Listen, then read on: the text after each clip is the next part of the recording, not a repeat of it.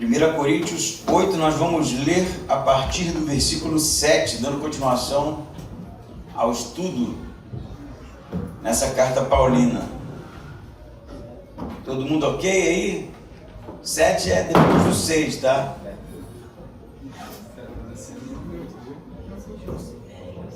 Vamos ler então? Todos? Entretanto, nem todos têm esse conhecimento. Há alguns que, acostumados até agora com o ídolo, quando comem da carne sacrificada ao ídolo, se contaminam, pois têm a consciência fraca. Contudo, não é a comida que nos recomendará a Deus, pois não ficaremos piores se não comermos, nem melhores se comermos. Mas cuidado para que essa vossa liberdade não se torne em motivo de tropeço para os fracos. Porque se alguém vir a ti, que tens conhecimento, comendo à mesa no templo de ídolos, não será ele incentivado por ter a consciência fraca a comer da carne sacrificada aos ídolos? Assim, o fraco, teu irmão, por quem Cristo morreu, é destruído pelo teu conhecimento. Pecando dessa forma contra os irmãos e ferindo-lhes a consciência fraca, pecais contra Cristo. E é por isso que, se a comida fizer meu irmão tropeçar, nunca mais comerei carne para não lhe servir de tropeço. Amém? Semana passada nós iniciamos a leitura no versículo 1 e Paulo vai introduzir a questão, sobre carnes sacrificadas a ídolos. Mas ele não responde imediatamente à indagação feita pelos coríntios na carta enviada para Paulo. Nós vimos, e temos visto desde o início, que todos os temas desenvolvidos por Paulo na carta aos coríntios é em resposta a perguntas, a indagações da igreja acerca de uma teologia que eles estavam desenvolvendo com base na sabedoria, não é? A gente viu da busca pelo conhecimento filosófico e que eles estavam de alguma forma buscando esse tipo de ferramenta para dar uma melhorada no conhecimento que eles tinham do Evangelho. Então, Paulo nunca responde às perguntas de primeira, Nunca vocês perguntaram sobre carne sacrificada a ídolo? Ir ao templo comer é errado. E ponto, A moda Tiago. Paulo vai muito mais além, Ele desce níveis de profundidade para demonstrar que o problema não era simplesmente sim e não, mas justamente o que aquilo poderia produzir enquanto fruto do Espírito Santo. E ele vai falar no início do versículo 1 sobre a diferença entre o conhecimento e o amor, não é? No sentido de que o amor incha, o amor envaidece, o conhecimento infla, incha, envaidece e o amor edifica. Vocês lembram disso? Versículo 1 do capítulo 8, ele termina falando, o conhecimento dá ocasião à arrogância, no grego inflar, inchar, mas o amor edifica. E aí a palavra edificar, eu pedi para vocês grifarem aí, que é o termo grego oikodomei, que é construir um edifício. A ideia em Paulo de edificação que vai aparecer em toda a carta de 1 aos Coríntios é construir sobre algo, é sempre no sentido coletivo, nunca no sentido individual. No sentido individual está o conhecimento, que é em contraste para o amor que edifica. O conhecimento, ele vai trazer a arrogância, a vaidade para si mesmo, E o oikodomei, ou a edificação, vai trazer crescimento, produzir um prédio, A ideia é essa, na igreja, não é isso? Então, avançando, porque eu vou fazer exegese de novo do capítulo 8 até o versículo 6, Paulo agora vai começar a responder a indagação, que seria: comer carne sacrificada a ídolos é um problema? Essa seria a pergunta, de maneira bem superficial, seria essa a pergunta.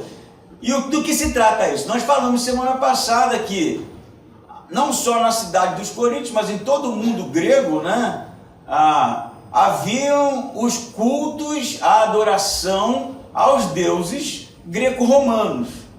E nesse processo de adoração, eles sacrificavam animais, como no Antigo Testamento, né, como o povo judeu.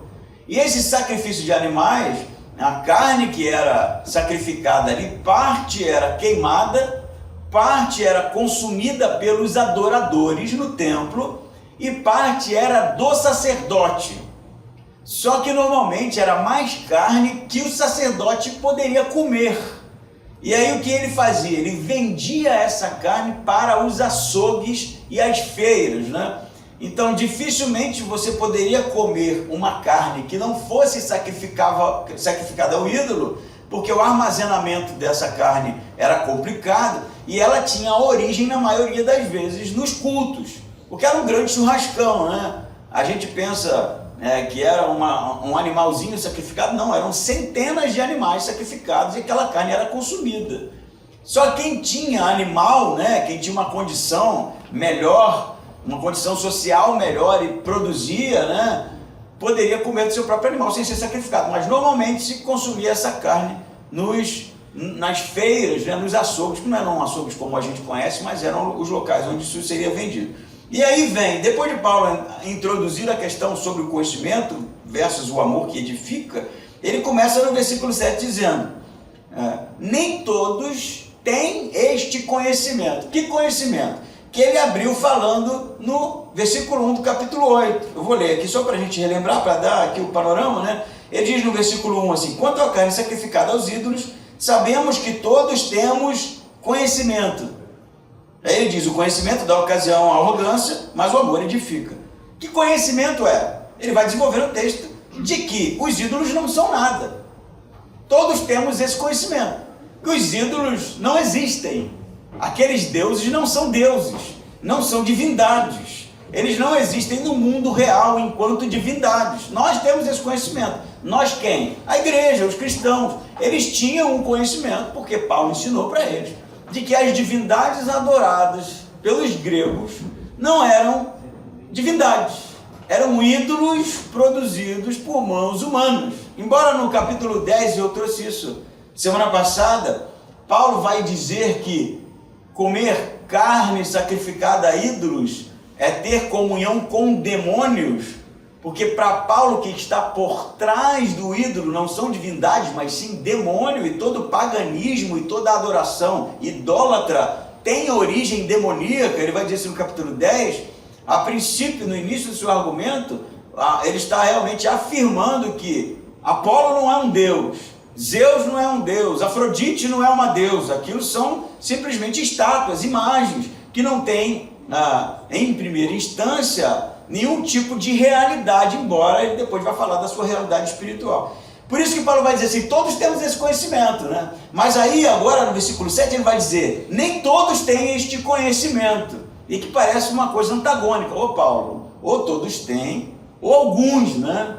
Mas aí você vai caminhar e vai entender o que é que Paulo está falando. Versículo 7, de novo, ele diz, entretanto, nem todos têm esse conhecimento, porque há alguns que, acostumados até agora com o ídolo, quando comem da carne sacrificada ao ídolo, se contaminam. Do que ele está dizendo? Ele iniciou o capítulo 8 tratando de maneira teológica do problema.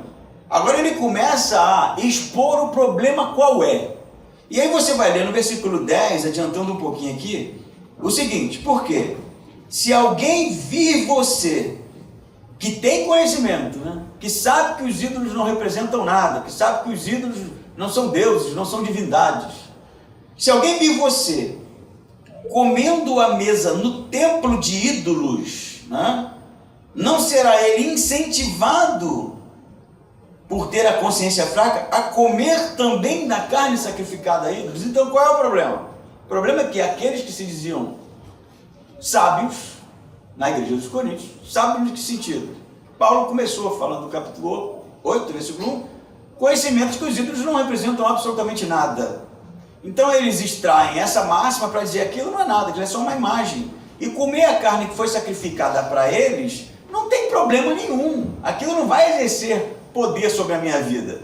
E eles estão lotados de razão, em certo sentido. A carne em si, tanto faz, né? Paulo vai dizer aqui, por exemplo, que comer ou não comer não faz diferença nenhuma, né? É o que ele vai dizer.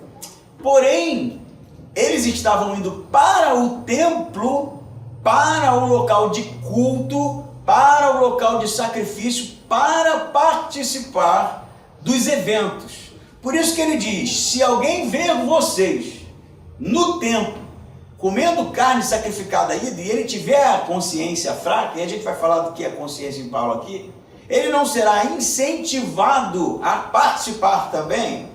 Então o problema não era simplesmente comprar no açougue uma carne que foi sacrificada aí, mas é o fato de que esses que se diziam sábios estavam indo até o local de adoração, porque eles achavam que não tinha problema nenhum estar lá, aquilo não exercia poder sobre a vida deles, e de certa forma eles tinham razão, não exercia mesmo, mas eles estavam produzindo um problema para aqueles que tinham a consciência fraca aqui. Então você tem dois grupos, né? Os sábios, né? Os que se dizem sábios, os gnósticos, não um gnóstico do ponto de vista religioso, né?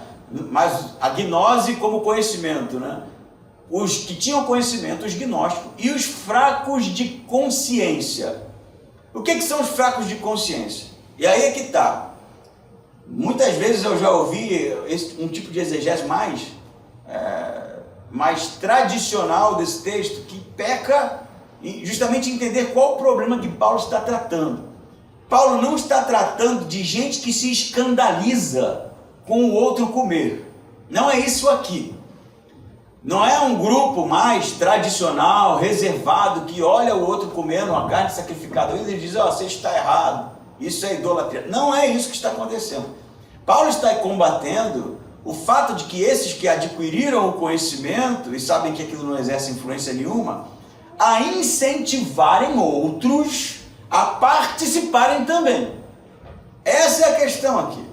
Eles estavam dizendo, isso não exerce poder sobre a nossa vida, nós fomos libertos em Cristo, nós não somos mais escravos da idolatria, então não há problema nenhum em estar lá.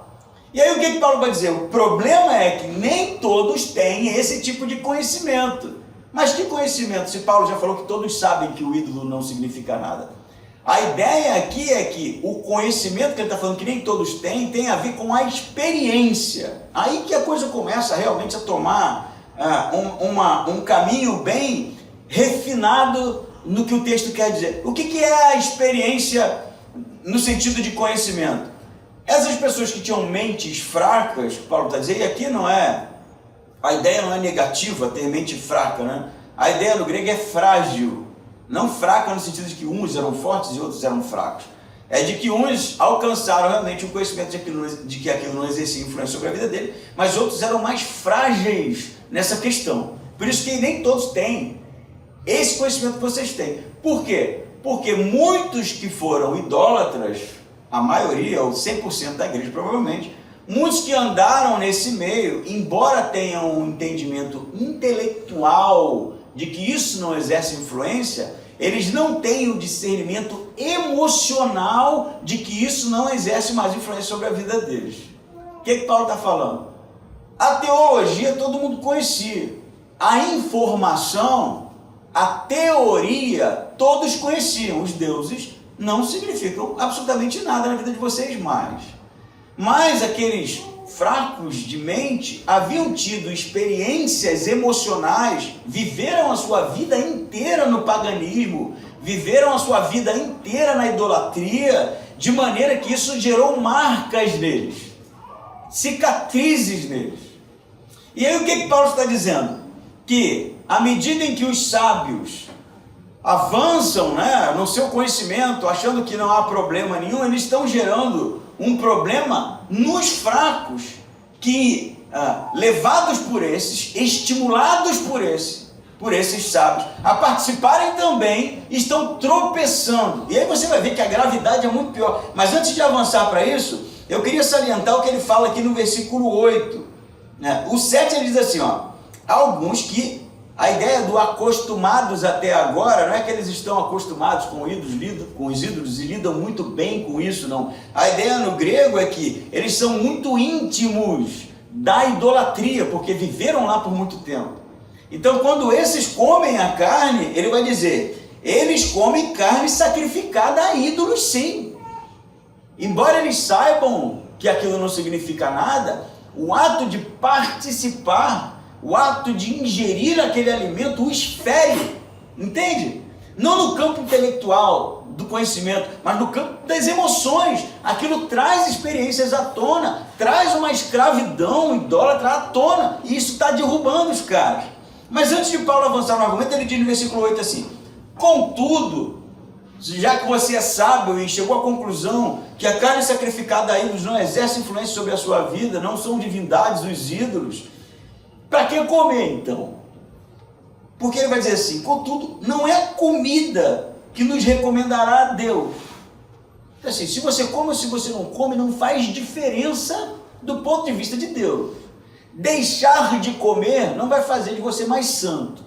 E comer muito menos, para provar que você é livre, não é? Assim ele diz, contudo, não é a comida que nos recomendará a Deus, pois não ficaremos piores se comermos, nem melhores se não comermos. Então, a comida é irrelevante. Tentar provar um ponto, no sentido de dizer para a igreja, de dizer para as pessoas que você alcançou uma iluminação, você alcançou um conhecimento, e de que isso, de alguma forma, isso vai trazer algum tipo de benefício para as pessoas, é um engano, porque não traz nem para você nem para os outros.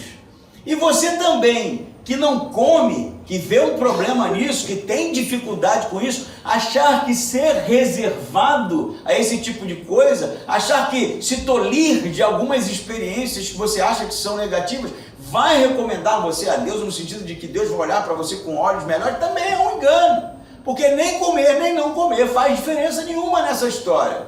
E aí eu poderia parar por aqui, né? É óbvio que hoje a gente não tem um problema desse nível, né? Embora exista, falei semana passada, a idolatria no Brasil, e muita gente vem dessa realidade, né? A questão aqui é muito mais sobre, no início, tentar impor o seu ponto de vista sobre o outro. Primeiro aspecto é isso, não é sobre ofender o outro, porque ninguém está sendo ofendido aqui, está tropeçando, é diferente. É sobre impor o seu ponto de vista acerca de certas coisas que são irrelevantes para o reino de Deus, que são irrelevantes para o evangelho, que são irrelevantes para o próprio Deus, achando que isso, de certa forma, vai acrescentar às pessoas. E aí qual é o problema desse tipo de comportamento, que é o que Paulo está combatendo aqui? Fazer isso, no final da história, além de não trazer nenhum tipo de crescimento, além de não trazer nenhum tipo de conhecimento dentro do reino de Deus, ainda vai gerar problema. Porque aquele que tem dificuldade, ele vai piorar, ele não vai crescer em nada. Na verdade, você vai criar o que é o problema clássico da igreja de Coríntios, mais divisão. Mais divisão. E aí você vai falar para mim, tá, pastor, mas aqui ninguém discute sobre ídolo. Mas ele discute sobre um monte de outra coisa, que não tem nada a ver com o reino de Deus. Embora a gente force às vezes, né? Force para dizer que tem sim, que as pessoas têm que saber disso. As pessoas têm que ter responsabilidade, as pessoas têm que isso, tem que ser, tem que aquilo. E aí no final, na nossa gana de transmitir um conhecimento que não é um conhecimento sobre Deus, nem sobre o reino de Deus, nem sobre Jesus, nem sobre o seu evangelho, a gente não edifica nada, a gente não traz uma construção para a igreja, no final só gera divisão. Então, se Paulo estivesse pregando para a gente hoje aqui, nesse primeiro momento, ele não ia falar sobre ídolos, porque aqui você não tem problema com isso, eu espero. Mas ele iria dizer, a sua opinião é problema sua, é problema seu. A sua opinião é problema seu. Se não é sobre o reino de Deus, se cale, guarde para você. Mas não tente impor o seu ponto de vista acerca de coisas secundárias sobre as outras pessoas. Amém? Amém. É fácil falar amém, né? Mas na hora que a gente está atravessado e que alguém discorda da gente, como assim? Você fez uma tatuagem, né? Me escandalizou. E aí você tem dois aspectos que o Paulo está falando. Nem fazer a tatuagem é problema, nem não fazer é problema, porque isso não é sobre o reino de Deus mais. Sobre coisas, sobre questões pessoais, idiosincrasias, que tem a ver com a sua maneira de ver o mundo, a maneira como você foi criado, a cultura de onde você vem. E como é que a gente faz então, já que você acha de uma forma e eu acho de outra? Se calando, mano, fica quieto. Procura conversar com quem concorda com você então sobre isso. Não vai ter discussão, não vai ter problema. Todo mundo fica feliz, no final solta fogos, vai todo mundo para casa. Agora, a gente sabe onde é que a ferida do outro dói. A gente sabe onde está o problema. A gente sabe quais são as questões que trazem dificuldade para as pessoas. A gente sabe onde é que está o dilema. A gente sabe onde é que está a treta, né? Aí a gente vai com a nossa sabedoria e pau! Pô, mano. Vai trazer edificação? A gente já sabe de antemão que não vai. Aí Paulo vai dizer, nem comer vai trazer benefício para vocês, e nem não comer. Da mesma forma, aquele que se sente ofendido, e não tem nada a ver com o reino de Deus, ele precisa compreender que ele também não pode impor as suas limitações sobre a igreja. Porque aí lascou também, né? A gente está falando da liberdade de poder pensar, fazer coisas que não são, em primeira instância, sobre o reino de Deus. Mas ao mesmo tempo tem aqueles que são, quem sabe, mais tradicionais, né? E que, de certa forma, acabam também no discurso de que está sendo ofendido, querer impor o seu ponto de vista sobre a igreja. Ele é a vítima, né? O outro foi pedra de tropeço para ele. Mas também, ao mesmo tempo, se ele assumir a primazia do pensamento na igreja, a igreja não faz mais nada. A igreja se torna uma seita, né? Que aí as pessoas não podem fazer nada, acabam vivendo pela obra. Porque se não é graça que nos libertou, né? Se é sobre posso, não posso, devo, não devo, aí lascou-se. Então qual é o conselho de Paulo? Vocês precisam aprender a viver juntos. Cada um com os seus problemas. Cada um com a sua cosmovisão acerca de certos assuntos que são culturais, que tem a ver com a maneira como você foi criado, a maneira como você percebe algumas coisas, a maneira com que você se expressa acerca das suas opiniões. Mas isso não vai trazer benefício para ninguém.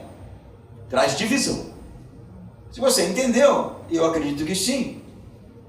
Ele avança, né? Versículo 9. O 8 vai dizer, nem comer nos recomendará Deus, pois não ficaremos piores se não comermos, nem melhores se comermos. Tanto faz isso, não vai trazer diferença nenhuma. Ninguém vai ser mais santo, ninguém vai ser mais pecador. Isso não importa, isso não é relevante, né? Isso é uma resposta que eu gosto de dar. Pastor, mas isso. Isso é irrelevante, eu falo. Isso é irrelevante. Mas isso não me interessa. Isso. Que importância isso tem para mim? Essa é a pergunta que eu queria te fazer. Isso não tem importância nenhuma. Porque não é sobre Jesus, não é sobre Deus, não é sobre o reino, não é sobre transformação, não é sobre santidade. Então para que você quer me ouvir, né? Não precisa. Ele continua avançando, mas, versículo 9, cuidado para que vossa liberdade não se torne em grifaí. Na minha versão está assim, motivo de tropeço. A ideia no grego é pedra de tropeço, que é ensinamento de Jesus, né? Não ser pedra, ai daquele que for pedra de tropeço para um desses pequeninos, né? O que Paulo está fazendo aqui é a defesa do fraco, né? Do frágil. Mas cuidado para que esta vossa liberdade não se torne motivo de tropeço para os fracos. Qual é a liberdade aqui? É o conhecimento de que comer carne sacrificada para eles não traz problema. Eu posso ir no templo, comer, isso não me afeta. Paulo fala, cuidado para que essa vossa liberdade não se torne pedra de tropeço para aqueles que são mais frágeis. E aí ele argumenta, como já citei aqui, versículo 10. Porque se alguém vir a ti, que tem conhecimento, comendo à mesa no templo de ídolos, não será ele, isso aqui é muito interessante, a minha versão está, incentivado por ter a consciência fraca a comer da carne sacrificada aos ídolos. Olha, isso aqui é muito interessante. Então, se o cara vai no templo, ele acha que não tem problema. Estou sendo aqui repetitivo porque essa é realmente a ideia. E aí ele não só vai, mas ele insta outros a irem. E aí você vai perguntando, onde você tirou isso, pastor? Está escrito isso aqui. Pior que está. A ideia aqui de que se ele vir você comendo, ele será incentivado, né? Na minha versão, no grego é oikodome, de novo. E viu o que é oikodome, se você anotou aí? Edificar. Olha o que Paulo está dizendo. A ideia no grego fica muito mais clara. Se ele vê você no templo comendo, ele vai ser levado, influenciado a participar também do culto, da adoração pagã, da idolatria. E aí o que é que Paulo está combatendo aqui? Não só o fato desses que se acham livres estarem no culto pagão, né? Mas deles estarem forçando, colocando pressão sobre os frágeis, no discurso de que eles estavam edificando eles. Olha isso aqui que interessante, porque isso não tem problema nenhum. Então se você for comigo, você também vai ser liberto disso. Você vai ver que isso não tem problema, que não tem divindade nenhuma lá. Vamos lá comer, cara, deixa de ser bobo. Isso não vai trazer problema para você. E aí o outro, edificado por esse, é a ideia aqui. Entendeu aqui a ideia da edificação?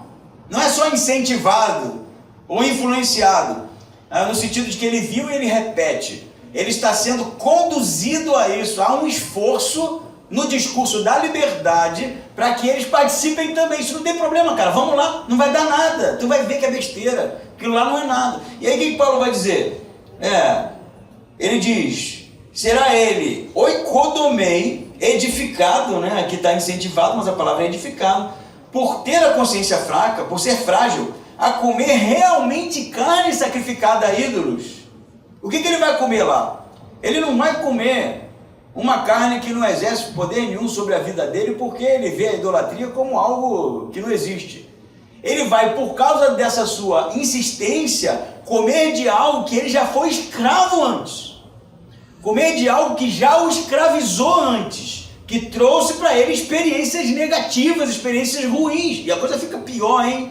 Porque ele vai dizer assim, 11, assim o fraco, o frágil, né, fica melhor, teu irmão, porque em Cristo morreu, é destruído. E aí, cara, você pensar, já entendi, ele tem a consciência destruída, né? Paulo está dizendo isso, porque, como já foi exposto aqui, ele viveu na idolatria, escravo da idolatria. As garras da idolatria estavam entranhadas na sua alma. Paulo está falando ali, e Paulo leva isso muito a sério, falando no capítulo 10, né, que são demônios por trás daquilo ali, que aprisionam as pessoas. Não é só o fato de se ajoelhar diante de imagens, tem ali todo um sistema demoníaco que aprisiona a pessoa, que gera marcas na pessoa, ranhuras na alma da pessoa. E aqueles que não viam problema nisso estão incentivando os outros a irem. E aí eles vão porque eles concordam com o discurso, realmente isso não exerce poder sobre a minha vida, mas quando eles participam disso, o que isso causa na vida deles, ao invés de edificá-los, os destroem. E aí que você vai ficar agora escandalizado, porque a ideia de destruir, a palavra no grego é apolitai, significa condenação. Paulo não está falando que a consciência vai ser destruída no sentido de que vai gerar uma crise, né? Não é essa a ideia aqui, não.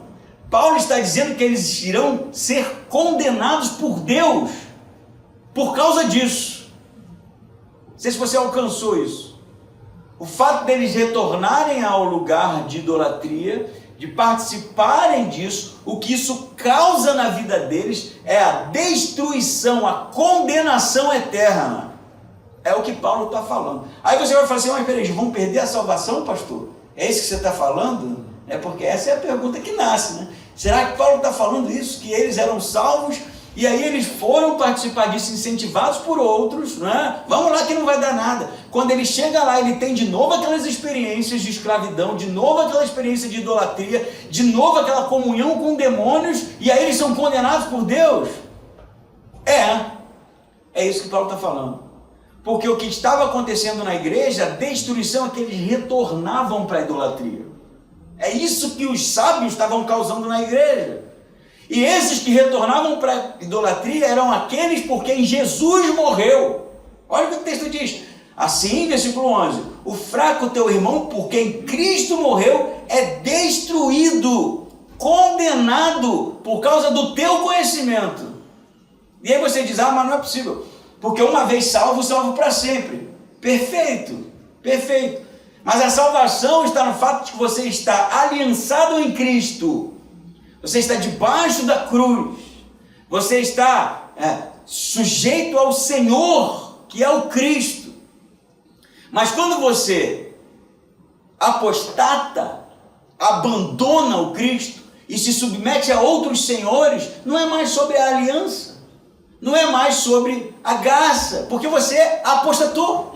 E os caras estavam fazendo as pessoas apostatarem da fé, com o discurso do conhecimento. Eu sou sábio, não vai dar problema, vai por mim, você vai ser liberto. E quando os caras se submetiam a isso, eles simplesmente não voltavam mais. Eram aprisionados novamente. Caramba, se tivesse o grupo, né? E até a discussão, né? E eu poderia aqui dar um miguezão e dizer, não, isso arruinava a consciência deles. Mas não é isso que Paulo está falando. É óbvio que Paulo não está trazendo a discussão para a mesa, Armínio versus Calvino, porque isso nem existe no tempo de Paulo, isso é discussão medieval, né? Do ponto de vista judaico-cristão do primeiro século, ou você estava em Cristo ou você não estava em Cristo, ponto. Paulo, como é que eu faço para ser salvo? Você precisa estar em Cristo. E se eu não tiver? Aí não tem salvação. A salvação é em Cristo, você não está em Cristo. Cristo é a aliança. Mas o ponto, embora não seja esse, a abordagem, olha só o problema que os caras estão causando, por causa do meu discernimento, por causa da minha liberdade, eu estou levando outros para a destruição. E a gente? Será que a gente se comporta dessa forma? Será que é em nome da nossa liberdade, né? Porque nós temos liberdade em Cristo. Ele nos libertou, né? Ele nos libertou, por exemplo, da opressão da circuncisão, da opressão da lei. A graça faz isso, é libertadora. Ele nos libertou de tantas coisas, né, da escravidão do pecado. Nós agora não vivemos, né, pelas obras para alcançar salvação. E aí, no final da história, o exagero, o extremo desses conceitos de liberdade que são complicados, né? E é uma liberdade completamente grega, né? É a liberdade de que eu posso fazer o que eu quiser, né? Que não tem nada a ver com o que Paulo está falando acerca de liberdade. O exagero da liberdade gera destruição para a igreja, não é só para indivíduos. Porque você perceba aqui que no versículo 12 ele vai falar assim, ó, pecando dessa forma contra os irmãos. É sobre a igreja isso aqui. Em nome da minha liberdade, em nome da liberdade que Cristo me deu, não há mais escravos nem senhores sobre a minha vida, essas coisas não têm mais controle sobre a minha vida. Eu posso tomar minha cerveja, eu posso fumar meu cigarro, eu posso fazer minha tatuagem, eu posso andar de sunga de praia no clube, eu posso desfilar no carnaval, eu posso ser cabeludo, eu sei lá, mano, o que você pode. E você pode isso tudo mesmo, sabe? Isso aí não te condena, isso aí não te torna melhor diante de Deus, nem pior, não tem nada a ver, Deus está pouco se lixando para esse tipo de coisa. Mas o discurso de Paulo não é esse aqui, esse tipo de extremo sendo imposto sobre as pessoas causa destruição. É isso que Paulo está falando. Esse tipo de extremo para provar que eu sou livre, para provar que eu tenho conhecimento, que eu alcancei esse tipo de discernimento, a gente vai, esbofeteia a consciência do outro, que é frágil, que é fraco, que não compreende. Aí você pode dizer, o problema é dele, ele precisa saber, não é? Ele precisa ser exposto a essa realidade para que ele tenha uma reflexão. Era isso que os coríntios estavam fazendo, né? Isso que eles estavam fazendo. Não, vou levar mesmo, eles vão ver que não tem poder sobre a nossa vida. E aí qual era o problema? Eles voltavam sozinhos, porque os outros ficavam. E aí tem um outro problema. Esse tipo de conduta não vai gerar um mal entendido, ou uma divisão na igreja somente, não vai gerar só um entristecimento das pessoas. Paulo vai dizer aqui o seguinte, o versículo 12, grife isso, pecando dessa forma contra os irmãos, ferindo-lhes a consciência, é como golpear mesmo a ideia, golpeando a consciência do outro, sabe? O que Paulo vai dizer? Pecais contra quem? Cristo. Porque Jesus morreu por esses aí. E Jesus tinha direitos, porque era o próprio Deus, e abriu mão dos seus direitos para ir para a cruz, se sujeitar a todo aquele sofrimento por amor ao outro. E vocês não podem abrir mão disso não, né? Vocês precisam impor sobre a igreja que vocês sabem tudo, mesmo trazendo problema para a igreja. Você não consegue abrir mão dos seus direitos, da sua liberdade. Eu sou livre, ninguém manda na minha vida.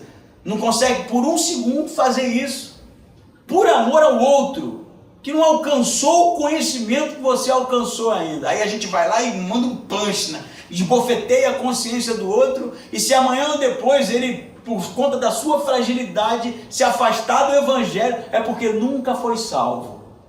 É o nosso discursinho. Isso é justamente o que Paulo está combatendo nesse texto aqui. Não é sobre o ofendido, é sobre levar pessoas a se afastarem de Jesus por causa do nosso discurso de que somos livres. E aí a gente começa a levar o evangelho de maneira completamente egoísta, egocêntrica, sem se importar um segundo com as outras pessoas. Amém? A gente precisa mudar isso. E isso acontece. Eu não vou ficar dando nome às discussões, nome aos bois, porque não interessa também. Mas que fique realmente no nosso coração o pedido e a exortação de Paulo para que a gente tenha amor antes do conhecimento. Antes do conhecimento, antes de expor toda a nossa compreensão da cultura, da realidade do mundo, das questões polêmicas, amor. Será que eu dizer isso vai trazer edificação para o outro? Essa é a pergunta. Vai trazer edificação? E se você quer ser pedagógico, amor antes. Seleciona as palavras, selecione os momentos. Se é essa a sua intenção, trazer crescimento, seja amável. E muitas vezes, gente, aquele copinho de vinho que você gosta de tomar, que não tem problema nenhum, tá? Vai ter que deixar de tomar, cara. Porque o outro não entende. E eu posso dizer, eu vou tomar para que ele aprenda. Aí eu sou o gnóstico. Trago divisão. Egoísta. Mas se eu tenho um amor, eu me importo. Então, melhor não. Ah não, pastor, aí você já pediu demais. Eu não vou abrir mão dos meus direitos por causa dos outros. Discursinho bem pós-moderno, porque eu não me importo com a opinião das pessoas, né? Será que Paulo também é assim? Olha o que ele vai dizer. Versículo 13. É por isso que, Paulo é um apóstolo, né, mano? Tem uma compreensão da liberdade que ele tem em Cristo, assim, muito maior do que qualquer membro dessa igreja aqui, né? Olha o que ele vai dizer. Por isso que eu, se a comida fizer tropeçar o meu irmão, ele diz o quê? Não vou comer. É isso que ele diz? Não, ele diz, nunca comerei, para não lhe servir de pedra de tropeço. O Paulo não está disposto a deixar de comer naquela ocasião, e a comida aqui, é óbvio que ele agora já esticou o conceito, né? Como eu estou tentando fazer aqui.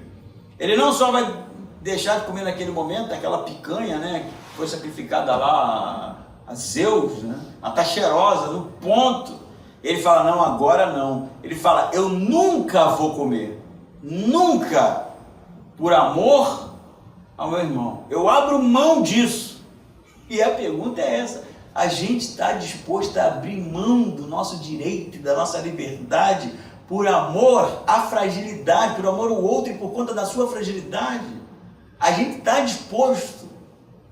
Paulo estava. E olha que o capítulo 9 é um discurso de Paulo sobre os seus direitos como apóstolo e das coisas que ele abria mão de fazer pelas pessoas.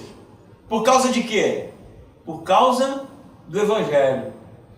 Porque ele sabia que Jesus, o Cristo, morreu por aquelas pessoas. E mesmo sendo Deus, se submeteu à humilhação que submeteu por amor.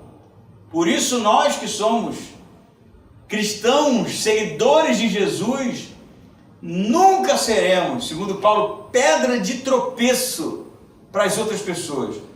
Porque Paulo tem aqui na mente o ensinamento de Jesus. É isso que ele tem na mente. A pedra de tropeço aqui é o ensinamento de Cristo nos evangelhos. Ai daquele que for pedra de tropeço para esses pequeninos.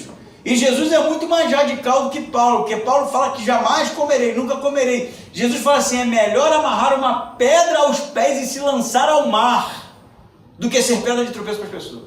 Pegue a pedra, que vai causar tropeço, mais na sua própria, e se afogue. Muito melhor assim. Por quê? Porque foi o sangue de Cristo naquela cruz, por amor aos seus. Abrindo mão dos seus direitos, vai à cruz, padece o sofrimento que padeceu, para que a sua igreja fosse oikodomai, edificada. Amém?